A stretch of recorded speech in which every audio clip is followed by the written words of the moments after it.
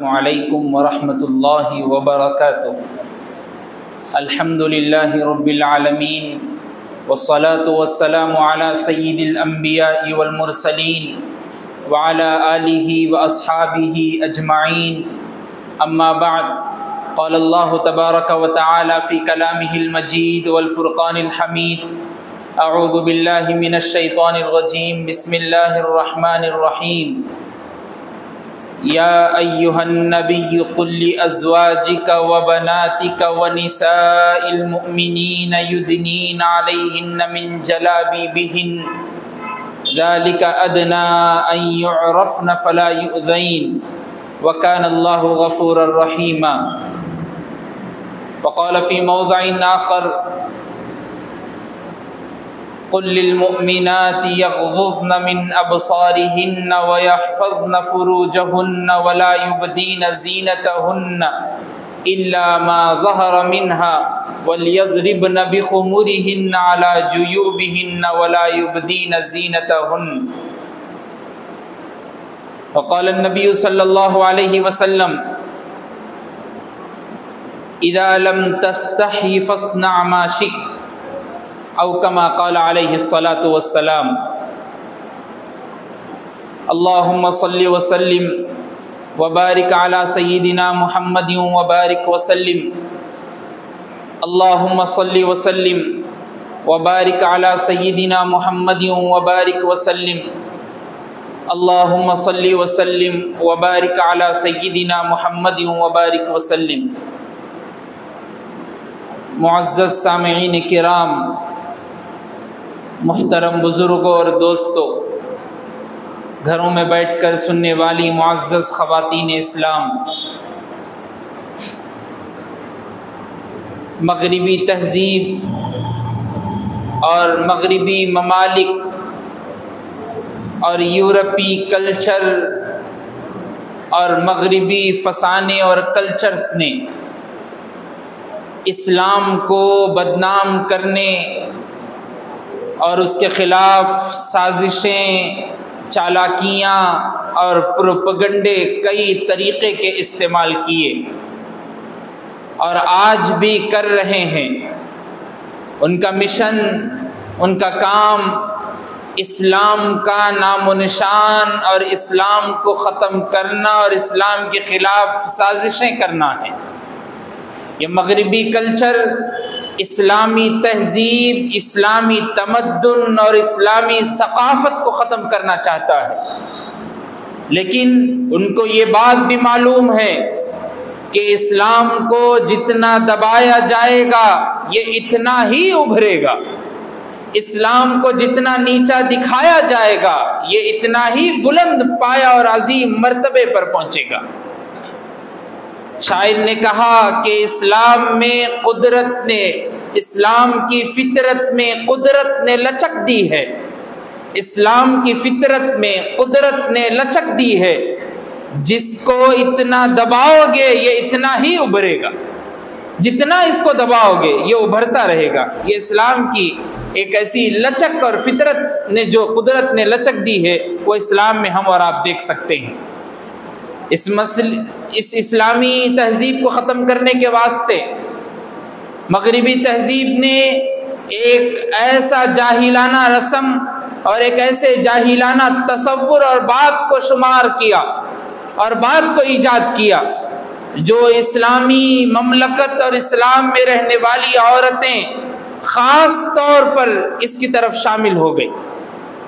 ان لوگوں نے یہ کہا کہ عورتوں کو اسلام نے بہت زیادہ مشکل میں ڈال رکھا ہے، حالانکہ مغربی تہذیب اور یورپی کلچر نے عورتوں کو آزادی دی ہے۔ یہ اسلام تو ان کو کہتا ہے کہ پردے میں رہو، حجاب میں رہو، حالانکہ ہمارے پاس ایسا کچھ نہیں۔ تم جس طریقے سے رہنا چاہتے ہو رہ لو، تم آزاد ہو، جیسے مرد پہنتے ہیں کپڑے تم بھی پہن لیا کرو، جیسے مرد جاب کے لیے جاتے ہیں تم بھی جایا کرو، جیسے مرد کوئی اور گاڑی چلاتے ہیں تم بھی چلایا کرو، جیسے مرد کسی اور طریقے پہ کہیں اپنے آپ سے جاتے ہیں اکیلے طور پر، تم بھی اکیلے جایا کرو، کوئی بات نہیں۔ جیسے مرد آزاد ہے تم بھی آزاد ہو۔ اسلام نے تم کو جکڑ لیا ہے، اسلام نے تم کو قید کر لیا ہے۔ جب یورپی کلچر اور اسلامی تہذیب سے ہٹ کر دوسری تہذیب میں پڑھنے والی بچیاں، مسلم بچیاں اور مسلم عورتیں چلے گئی تو ان کی ذہن اور ان کا وہ جو طریقہ تھا جو اسلام نے ان کو دیا تھا وہ سب کچھ بھول بیٹھی اور اسلامی تہذیب کو چھوڑ کر مغربی فکر اور مغربی تمدن کی طرف چلتی گئی۔ اور آج بھی آپ دیکھیے کئی عورتیں، کئی بچیاں بغیر پردے کے روڈوں پر، سڑکوں پر ادھر ادھر گھومتی ہوئی نظر آئیں گی۔ اگر ان سے پوچھا جائے بھائی تم پردہ کیوں چھوڑ دیے بہن، تم کو تو پردہ کرنا تھا، تم گھر میں رہتی تو اور بہتر تھا، تو کہیں گے کہ تم پرانے خیال کے ہو، تم پرانے اولڈ ذہن کے ہو، تم آج کل کی نیو جنریشن کے نہیں دکھ رہے۔ آج تو ہمارا جنریشن اور آج ہمارا زمانہ اور یہ زمانہ حال کا پریزنٹ کا دور تو یہ کہتا ہے کہ ہم جس طریقے سے مرد آزاد پھرتا ہے ویسے ہی عورت بھی آزاد پھرے گی۔ لیکن قرآن مجید میں اللہ تبارک و تعالیٰ نے امہات المومنین کو، جو ہم تمام امت کی مائیں ہیں، حضور پر نور محمد عربی صلی اللہ علیہ وسلم کی بیویاں ہیں، ازواج مطہرات، اللہ نے قرآن مجید سورہ احزاب کی آیت میں بیان کیا، یا ایھا النبی، اے نبی، قل لازواجک وبناتک ونساء المؤمنین، آپ کہہ دیجیے اپنی بیویوں سے، بیٹیوں سے، مومن عورتوں سے، یدنین علیہن من جلابیبہن، کہ وہ اپنے اوپر پوری اوڑھنی ڈال رکھے، چادر لٹکائے رکھے، پردہ کر رکھے، ذالک ادنی ان یعرفن فلا یؤذین، کہ کوئی ان کو اس پہچان میں پہچان نہ لے۔ اگر وہ ایسے ہی کھلی رہے گی، دوپٹہ اور چادر اوڑھی ہوئی نہیں رہے گی تو آنے جانے والے، کوئی بھی دیکھنے والے پہچان لیں گے، یہ پہچان باقی نہ رہے۔ ان اللہ غفور یدنین علیہن من جلابیبہن ذالک ادنی ان یعرفن فلا یؤذین وکان اللہ غفورا رحیما، اللہ معاف کرنے والا ہے اور رحم کرنے والا ہے۔ معلوم یہ ہوا کہ اللہ تبارک و تعالی عورت کے لیے پردے کا حکم ازواج مطہرات سے دینا چاہتے ہیں، کہ ازواج مطہرات آنے والی عورتوں کے لیے، امت کی تمام بیٹیوں، ماؤں، بہنوں کے لیے رول ماڈل اور آئیڈیل ہے۔ اگر ازواج مطہرات، صحابیات، یہ امہات المومنین پردے کی حالت میں رہے گی اور پردہ کرتے ہوئے اپنی زندگی کو گزارے گی تو آنے والی قوم کی مائیں اور بہنیں اور بیٹیاں بھی ان کو اپنا آئیڈیل بنا کر، رول ماڈل بنا کر پردہ کرتے ہوئے زندگی گزاریں گی۔ آپ اندازہ لگائیے، جب قرآن مجید کی آیت نازل ہوئی، وَإِذَا سَأَلْتُمُوهُنَّ مَتَاعًا فَاسْأَلُوهُنَّ مِنْ وَرَاءِ حِجَابٍ، کہ جب تم کوئی مسئلہ، کوئی بات ازواج مطہرات سے پوچھنا چاہتے ہو تو پردے کے پیچھے سے رہ کر بات کیا کرو۔ مِنْ وَرَاءِ حِجَاب، حجاب پردے کو کہا جاتا ہے۔ ازواج مطہرات کے دور میں کون تھے؟ صحابہ، یہ صحابہ ہے، یہ صحابہ ہے اور یہ ادھر صحابیات ہے۔ ان کا مقام بھی بلند، ان کا مقام بھی بلند۔ ان کی تعریف میں اللہ نے رضی اللہ عنہم ورضوا عنہ کا مشہد سنایا۔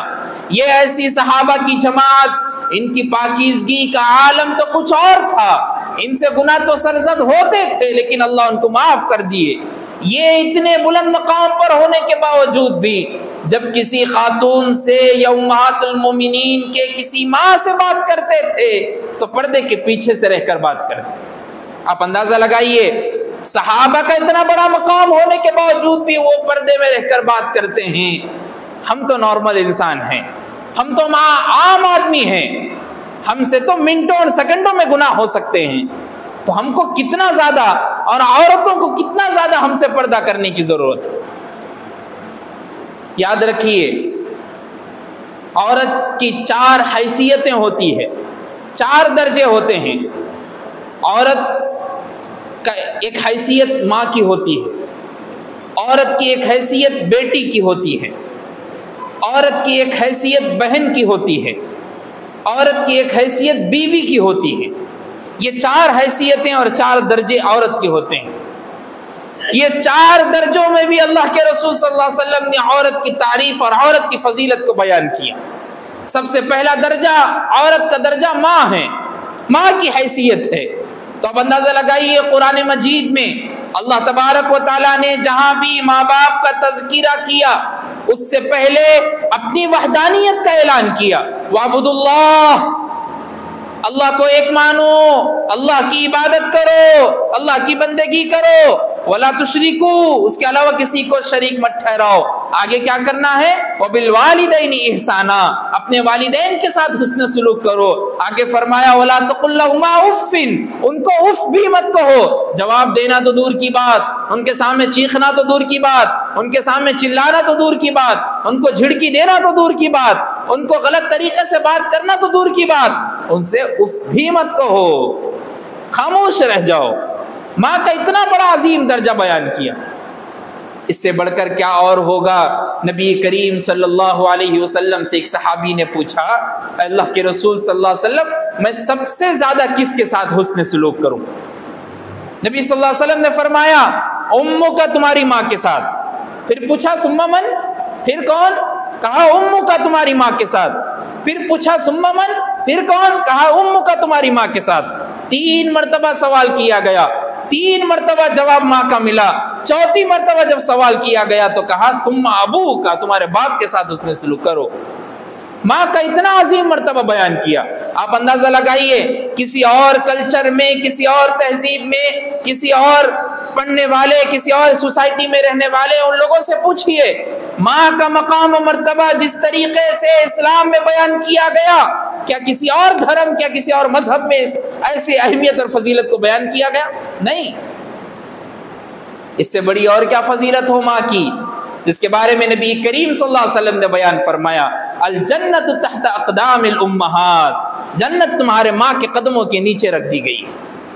ایک عورت کی اتنی بڑی فضیلت. یہ کون عورت؟ یہ کون بیٹی؟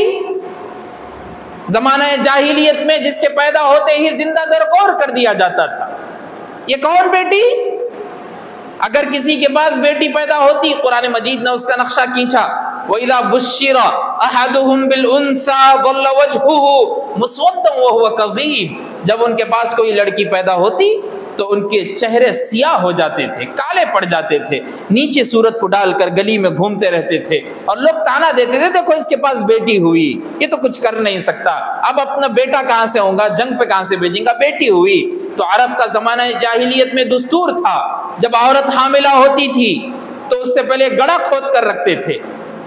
اگر بیٹا پیدا ہوا تو ٹھیک ہے، گڑھے کو ایسے ہی بند کر دیا جائیں گے، نہیں اگر بائی چانس بیٹی پیدا ہوئی اسی گڑھے میں بیٹی کو ڈالیں گے پھر گڑھا بند کر دیں گے.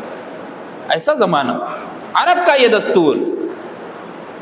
ایک صحابی کے بارے میں واقعہ ملتا ہے کہ نبی کریم صلی اللہ علیہ وسلم کی خدمت میں اپنے بھتیجے کو لے کر حاضر ہوئے، اپنے بھائی کے بیٹے کو لے کر حاضر ہوئے، گود میں بھتیجے کو بٹھایا اور بٹھا کر اس کو بوسہ دے رہے ہیں، اس کے ساتھ محبت سے پیش آ رہے ہیں اور آنکھ میں آنسو بھی ہے. پوچھا کیا ہوا؟ کہا ہے نبی صلی اللہ علیہ وسلم میں اپنے زمانے کا، اپنے دور کا، جاہلیت کا ایک واقعہ آپ سے بیان کرنا چاہتا ہوں. نبی کریم صلی اللہ علیہ وسلم نے کہا ٹھیک ہے بیان کیجئے.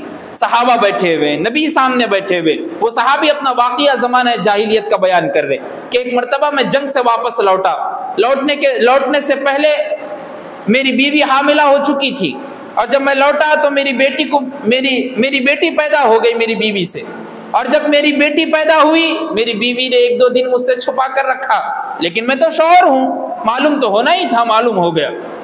اب مجھے ایک ٹینشن آ گئی، ایسا معلوم ہو رہا تھا کہ میں اگر گاؤں میں جاؤں گا، دیہات میں جاؤں گا، باہر بازار میں نکلوں گا تو لوگوں کو کیا صورت دکھاؤں گا، میرے پاس تو بیٹی پیدا ہوئی. لیکن وہی بیٹی جب 6 سال کے قریب ہو گئی تو میں نے ارادہ کر لیا کہ اب میری بیٹی کو میں زندہ دفنا دوں گا، اب مجھ سے رہا نہیں جائے گا، میں تانے برداشت نہیں کر سکوں گا.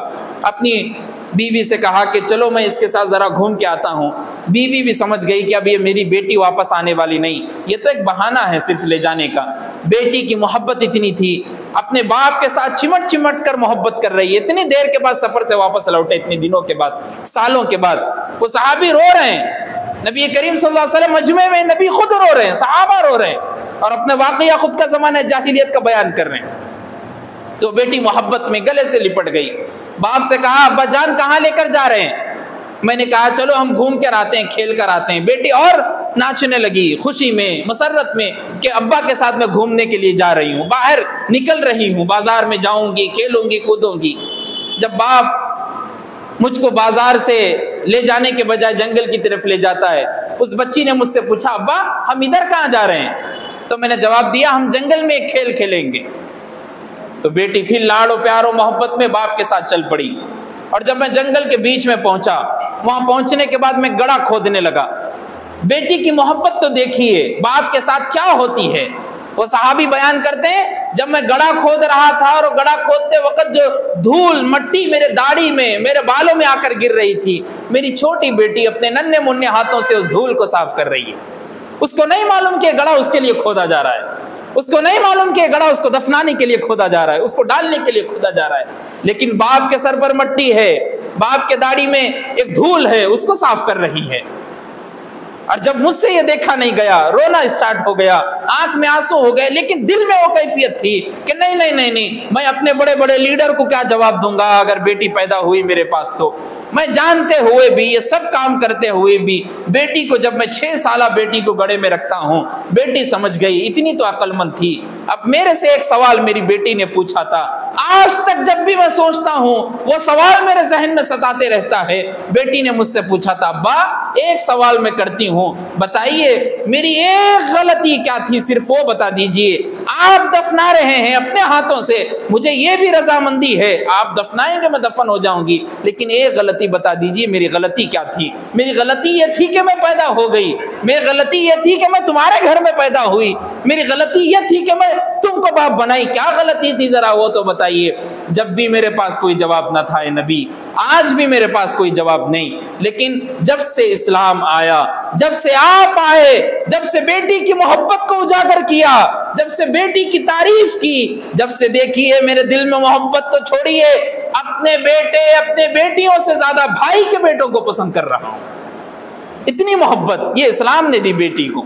اس لیے حدیث میں آتا ہے نبی کریم صلی اللہ علیہ وسلم نے فرمایا اگر کسی کے پاس 2 بیٹیاں پیدا ہو گئی، متفق علیہ روایت ہے، بخاری اور مسلم دونوں میں موجود ہے، کہا کسی کے پاس 2 بیٹیاں پیدا ہو گئی، ان 2 بیٹیوں کو باپ نے ماں نے صحیح طریقے سے تربیت کی، پردے کے اندر رکھ کر تربیت کی، اس کے بعد وہ 2 بچیاں شادی کی عمر کو پہنچی، ان کی شادی بھی کی اور رخصت بھی کر دی، سکون کے ساتھ، پردے کی پابندی کے ساتھ۔ اللہ کے رسول صلی اللہ علیہ وسلم نے بیان فرمایا، صحابہ خود گواہی دیتے، حضرت انس سے روایت ہے، کہا میں اور وہ شخص جنت میں اس طریقے سے ہوں گے جیسی یہ میری 2 انگلیاں چپکی ہوئی ہے، میری 2 انگلیاں ملی ہوئی ہے، ایسے ہی وہ شخص اور میں دونوں ایسے ہوں گے جنت میں۔ اتنا بڑا تحفہ، اتنا بڑا گفٹ۔ بتائیے اسلام کی تہذیب کے علاوہ کسی اور مغربی کلچر اور یورپی تہذیب نے کیا بیٹی کو اتنی اہمیت اور فضیلت بخشی؟ نہیں، صرف اسلام دے سکتا ہے۔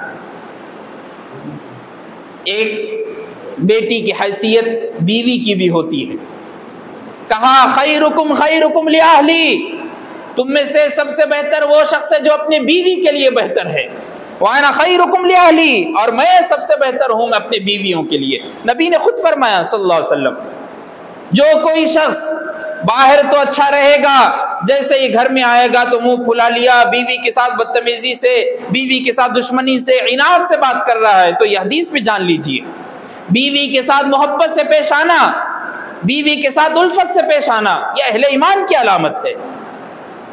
بیویوں سے محبت سے پیش آنا، بیوی سے محبت سے رہنا ایمان والے بندوں کی علامت ہے۔ نبی کریم صلی اللہ علیہ وسلم کی حدیث آپ سن لیجئے، نبی کریم صلی اللہ علیہ وسلم نے فرمایا سب سے بہترین شخص وہ ہے جو بیویوں کے لیے بہتر ہے۔ اس لیے معزز دوستو، یہ 4 مرتبے، یہ 4 حیثیتیں عورتوں کی ہوتی ہے، ایک تو ماں کی، ایک بہن، ایک بیٹی اور ایک بیوی، لیکن سب سے زیادہ بڑی فضیلت بیٹی کی ہوتی ہے، کیونکہ بیٹی آگے جا کے ماں بھی بنے گی، بیٹی آگے جا کے بہو بھی بنے گی، بیٹی آگے جا کے بہن بھی بنے گی، بیٹی آگے جا کے کسی کی بیوی بھی بنے گی۔ ایک ہی بیٹی جو اپنی 4 فضیلتوں کو لے کر شامل ہو سکتی ہے۔ ایک اور حدیث میں آتا ہے جس کے پاس ایک لڑکی پیدا ہوئی اس نے اس کی اچھی دیکھ بھالی کی اور اس کی شادی خیر و عافیت کے ساتھ کی اور اس کو رخصت کر دیا۔ اللہ کے رسول صلی اللہ علیہ وسلم نے فرمایا وہ اور میں قیامت کے دن اس طریقے سے ہوں گے۔ ایک حدیث میں بیان کیا کہ جنت میں ایسے ہوں گے، ایک حدیث میں بیان ہوا کہ قیامت میں ایسے رہیں گے۔ اللہ اکبر۔ میدان محشر میں ایک باپ اپنے دو بیٹیوں کی رخصتی کے ساتھ، پردے کے معمول کے ساتھ ان کی دیکھ بھالی کرتے ہوئے زندگی گزار دیا، ان کو رخصت کر دیا۔ وہ نبی کے ساتھ صلی اللہ علیہ وسلم میدان محشر میں ایسا کھڑا ہوا مل کر، اندازہ لگائیے۔ اس لیے سب سے زیادہ اہمیت اسلام نے بچیوں کو اور بیٹیوں کو دی۔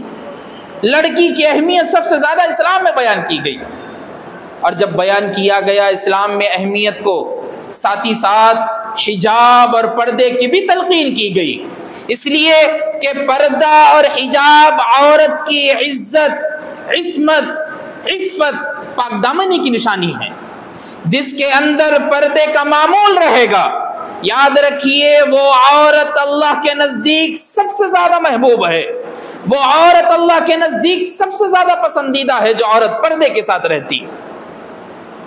قرآن مجید میں بیان ہوا وَقُلْ لِلْمُؤْمِنَاتِ يَغْضُضْنَ مِنْ أَبْصَارِهِنَّ، اے نبی مومن عورتوں سے کہہ دیجئے اپنی نظروں کی حفاظت کرے، وَيَحْفَظْنَ فُرُوجَهُنَّ اپنے شرمگاہوں کی حفاظت کرے، وَلَا يُبْدِينَ زِينَتَهُنَّ اور اپنے گھروں سے باہر مت نکلے بن سور کر، إِلَّا مَا ظَهَرَ مِنْهَا وَلْيَضْرِبْنَ بِخُمُرِهِنَّ عَلَى جُيُوبِهِنَّ، ہاں کچھ ضروری کام ہے تو نکل لیا کرے، لیکن پورا حجاب اور پردے کے ساتھ، بِخُمُرِهِنَّ عَلَى جُيُوبِهِنَّ اپنے چہروں پر اوڑھنی دوپٹہ ڈال کر نکل لی کر۔ لیکن آج کل کے نام نہاد اسکالر، نام نہاد عالم، اپنے آپ کو عالم اسکالر بولنے والے، حالانکہ رہتے انجینئر مستری ہیں، کبھی مدرسے کی صورت نہیں دیکھے، لیکن تفسیر کرتے ہوئے بیان کرتے کہ نہیں نہیں صورت داخل نہیں ہے، سارے جسم کا پردہ کر لو، صورت کھلی رکھو چلے گا۔ اب بتائیے عورت میں سب سے زیادہ اٹریکٹ کرنے والی چیز کیا ہے؟ صورت ہے۔ سب سے زیادہ انسان اگر کسی کو سب سے پہلے دیکھتا ہے تو اس کی صورت کو دیکھتا ہے۔ صورت تو ہی پسند کریں گے نا، صورت کو دیکھیں گا تو پسند کریں گا، بغیر اس کے تو پسند ہی نہیں کرے گا۔ اب یہ نام نہاد اسکالر یوٹیوب پر بیٹھ کر کہیں گے کہ نہیں کوئی بات نہیں، عورتوں کے لیے اس کی چھوٹ ہے کہ وہ چہروں کو کھلا رکھ کر پھرے۔ اللہ اکبر۔ حضرت حفصہ رضی اللہ عنہ کے بارے میں آتا ہے، جب قرآن مجید کی آیت نازل ہوئی، راستے میں چل رہی تھی، ابھی پردے کا حکم نازل نہیں ہوا تھا، جیسے ہی آیت نازل ہوئی بیٹھ گئی وہیں کونے میں، راستے میں کونے میں بیٹھ گئی۔ کئی دیر کے بعد گھر والوں نے سوچا کہ ابھی آئے نہیں، کیا ہوا؟ جب باہر نکلنے کے بعد دیکھے کہ ادھر کونے میں بیٹھے ہوئے، تو سمجھ گئے کہ پردے کی آیت نازل ہوئی اور اپنے صورت کو چھپا کر بیٹھے ہوئے۔ بھاگتے ہوئے ایک چادر لائی گئی اور ان کو جب دیے تو پورا چادر اپنے اوپر ڈال لیے، پھر گھر کی طرف چل دی۔ اندازہ لگائیے صحابیہ کا کیسا پردہ ہے۔ حضرت ام سلمہ رضی اللہ عنہا اللہ کے رسول صلی اللہ علیہ وسلم کے ساتھ بیٹھی ہوئی ہے، اتنے میں ایک صحابی نابینا عبداللہ ابن ام مکتوم آئے، وہ نابینا تھے، دیکھ نہیں سکتے تھے، او آئے، آ کے جو مسئلہ پوچھنا تھا پوچھ کے جب چلے گئے، اللہ کے رسول صلی اللہ علیہ وسلم نے ام سلمہ سے کہا ایک صحابی تمہارے پاس آیا اور تم نے پردہ نہیں کیا۔ ام سلمہ نے کہا اللہ کے رسول صلی اللہ علیہ وسلم وہ تو اندھے تھے، وہ نہیں دیکھ سکتے تھے، نابینا تھے۔ اللہ کے رسول صلی اللہ علیہ وسلم نے فرمایا کیا تم بھی اندھی تھی؟ تم بھی نابینا ہو؟ تم تو دیکھ سکتی ہو، لہذا چاہیے کہ تم پردہ کرو۔ اللہ اکبر۔ ازواج مطہرات کو کہا جا رہا ہے، صحابیہ کو کہا جا رہا ہے، آپ اندازہ لگائیے۔ اور یہ اسلامی نام پر لیکچر دینے والے لوگ کہیں گے کہ جیسا بنے ویسا لباس پہن کر پھرو، اور یہ عورتیں مسلم بچیاں کالج یونیورسٹی اور اسکالر بننے کے لیے پڑھنے والی بچیاں زیبتاً ایسا لباس کرے گی جو چپکا ہوا ہو، جینس پہن کر پھرے گی، ایسا لیگنز پہنیں گی جو چپکا ہوا، جس سے ذہن میں ایسی بات بیٹھ جائے دیکھ کر جسم کہ پورا نشو نما ہو رہا ہے، اور برقع بھی پہنے گی تو ایسا پہنے گی کہ پورا ٹائٹ چپکا ہوا جسم سے لگا ہوا۔ اللہ اکبر۔ ایسا لباس پہننا، ایسے لباس کے ساتھ گھر سے باہر نکلنا بالکل شرعی طور پر جائز نہیں ہے۔ اس لیے مردوں کے لیے سب سے بہترین بات یہ ہے کہ وہ اپنی بیٹیوں کی، اپنی بہنوں کی، اپنی عورتوں کی، اپنی بیویوں کی ایسی حفاظت کرے کہ ان کو جب گھر سے باہر نکالے تو مکمل پردے کے ساتھ، بلا وجہ کے گھر سے باہر نکالنے کی ضرورت نہیں۔ اللہ کے رسول صلی اللہ علیہ وسلم جب پردے کے بارے میں صحابہ کے سامنے بیان کر رہے تھے، ایک صحابی کھڑے ہو کر کہا، اللہ کے رسول صلی اللہ علیہ وسلم آپ نے تو بیان کر دیا پردے کے بارے میں، ذرا بتائیے دیور کے بارے میں کیا حکم ہے؟ اللہ کے رسول صلی اللہ علیہ وسلم نے فرمایا، دیور تو موت ہے، بھابھی کے سامنے آ نہیں سکے گا، موت ہے دیور بھابھی کے لیے۔ اب دیکھیے اپنے معاشرے میں بھابھی سے کھلم کھلا بات کیا جاتا ہے، ہنسی مذاق کی جاتی ہے، دل لگی کی جاتی ہے، سامنے ٹھہر کر بات کرے گا دیور بھابھی سے اور بولے گا تو کہیں گے کہ بھابھی تو ماں سمان ہوتی ہے۔ نہیں، اسلامی تہذیب اور اسلامی کلچر نے اور اسلامی ثقافت نے تم کو کیا سبق دیا اور تم کیا سیکھ لے کر آ رہے کالج یونیورسٹی سے، بتائیے۔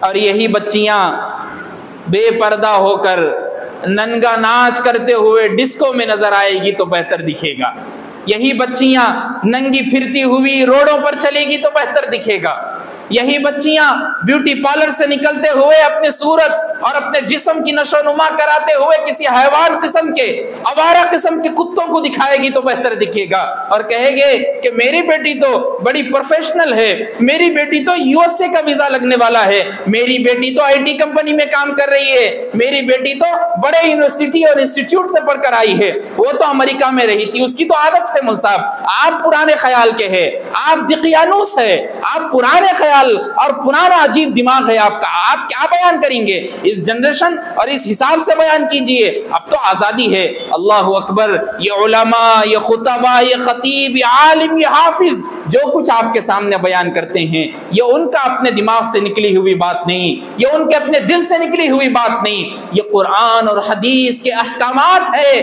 جو آپ تک پہنچائے جا رہے ہیں تاکہ آپ اپنے بہنوں کی، آپ کے بیٹیوں کی، اپنی بیویوں کی حفاظت کر سکیں۔ یاد رکھیے، جس نے اپنی بیٹی کی حفاظت صحیح طریقے سے نہیں کی، قیامت کے دن اللہ اور اس کے رسول صلی اللہ علیہ وسلم کے سامنے جواب دینا پڑے گا۔ اور وہی عورتیں اپنے پردے کی مکمل حفاظت کے ساتھ گھروں میں محفوظ رہے گی۔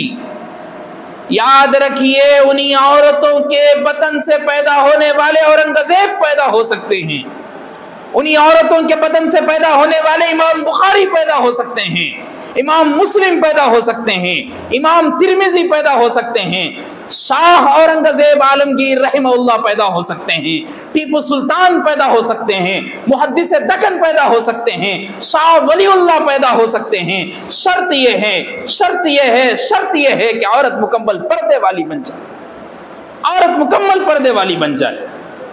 اس کے لیے ضروری ہے، نماز کے سلسلے میں آپ یہ بات یاد رکھتے ہیں، عورت کے لیے سب سے بہترین جگہ نماز کی اس کے گھر کا ہال ہے۔ حدیث میں آیا ہال سے بہتر اس کا کمرہ ہے، پھر آگے آیا کمرے سے بہتر وہ کونے کی کوٹھی ہے جس میں کسی کو کچھ نظر نہ آئے۔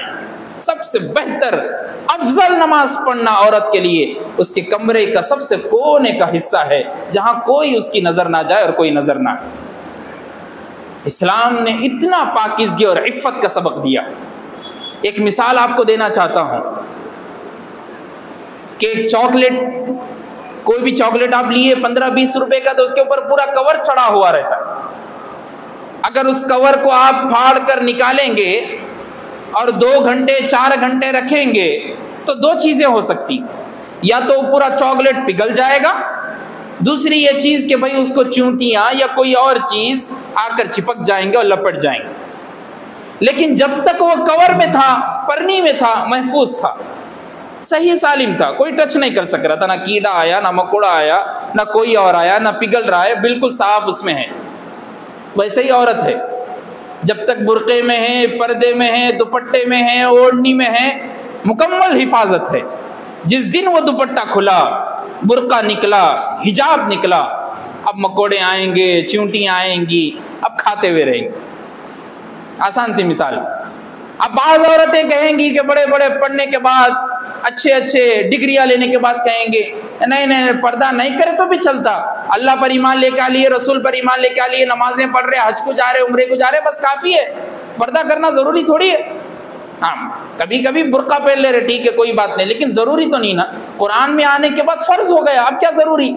ان کی مثال ویسی ہی ہے جیسے ایک نواب کو اپنے جسم پہ شیر اتارنے کا میں ضرورت پڑی گئی. نواب ہے, اس کو کچھ بھی سوچ تھی, اس کو یہ سوچی گتے کہ انہیں شیر اتارنا چاہ رہا تھا کہ تاکہ میں شیر کے جیسا دکھنا. تو بڑے ٹائٹو بنانے والے کو بلایا کہ بھائی میرے اوپر شیر اتارو. تو ٹائٹو بنانے والا کے پہلے چباتا, جسم کو تکلیف ہوتی, تو انہیں جب چبانا شروع کرا تو نواب صاحب پوچھے کہتے کیا اتار رہے ہیں؟ تو انہیں بولا کہتے دم اتار رہا ہوں پہلے شیر کی. تو نواب صاحب بولے کہتے ٹھیک ہے دم چھوڑ دو, دم کے بغیر بھی شیر رہتا. ٹھیک ہے, پھر اتارنا شروع کرے. اب تکلیف ہو رہی نواب صاحب کو. نواب صاحب پوچھے کیا اتار رہے؟ انہیں بولا اب پیر اتار رہا ہوں. تو انہوں نے بولا پیر بھی چھوڑ دو, پیر کے بغیر بھی شیر رہتا. پھر اس کے بعد اب دوسرے اتارنا شروع کرے. نواب صاحب پوچھے درد ہو رہا, یہ کیا اتار رہے؟ انہوں نے بولے اب شیر کی صورت اتار رہا ہوں, اس کا سر دھڑ سب اتار رہا ہوں. انہوں نے بولے چھوڑ دو, وہ اس کے بغیر بھی شیر رہتا. تو نواب صاحب کو تکلیف ہو رہی تو ہر چیز چھوڑتے شیرچ نہیں اتار لی انہوں جسم پہ. ویسی جن لوگوں کا حال ہے, ایک پردہ چھوڑتے ہلو اللہ پہ ایمان بھی ختم ہو جاتا, رسول پہ ایمان بھی ختم ہو جاتا, نماز بھی چھوٹ جاتی, زکوٰۃ بھی چھوٹ جاتی, حج بھی چھوٹ جاتا, روزے بھی چھوٹ جاتے, عمرہ بھی چھوٹ جاتا, صدقہ بھی چھوٹ جاتا, نوافل بھی چھوٹ جاتے, پورے چھوٹ کے ایمان سے کب نکل گئے معلوم نہیں ہوتا. اس لیے یہ نام نہاد لیکچروں کے ہاتھوں میں آنے کی ضرورت نہیں. قرآن و حدیث ہم کو کیا سبق اور سیکھ دیتا ہے اس کو حفاظت کر لینے کی ضرورت ہے, اور خاص طور پر پردہ اور حجاب کی پابندی ضروری ہے. اللہ سے دعا کیجئے کہ اللہ ہم سب کو کہنے سننے سے زیادہ عمل کی توفیق عطا فرمائے.